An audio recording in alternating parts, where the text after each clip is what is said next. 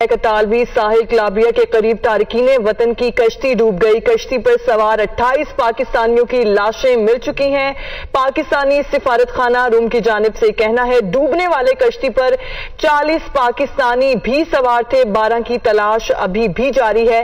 मजीद तफसीलात जानते हैं TV4U के नुमाइंदे मोहम्मद यामीन की इस रिपोर्ट में।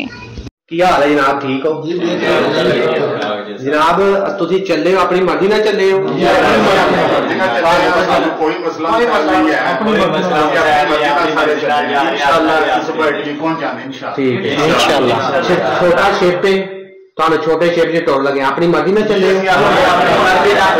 कोई जबरदस्ती तो नहीं है? ठीक हो गया, ठीक हो गया फजी सबसे एक बार पूछ ठीक है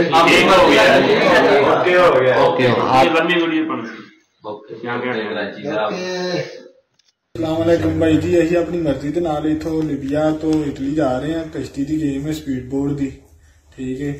तो बाकी अल्लाह दी सपोर्ट। सारे राजी, सारे भाई राजी हो, सारे राजी हैं। अल्लाह तुसी भी राजी हो, तुसी भी राजी हो, मजबूरी में भी राजी जी, ठीक हो। तारकीन वतन की कश्ती उलटने से 28 पाकिस्तानी जाम बहक हो गए। डूबने वाले मजीद अफराद की तलाश जारी है।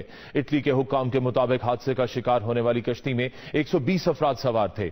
समुद्री तूफान के बायस कश्ती चट्टान से टकराकर उलट गई। इटली में पाकिस्तानी सिफारत खाने की जानिब से जारी बयान में कहा गया है कि कश्ती पर मुबैना तौर पर 40 पाकिस्तानी सवार थे।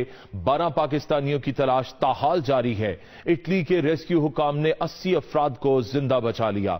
हुक्काम के मुताबिक कश्ती में ईरान, पाकिस्तान और अफगानिस्तान से ताल्लुक रखने वाले तारकीन वतन सवार थे। बराह करम TV4U को लाइक, शेयर, सब्सक्राइब कीजिएगा।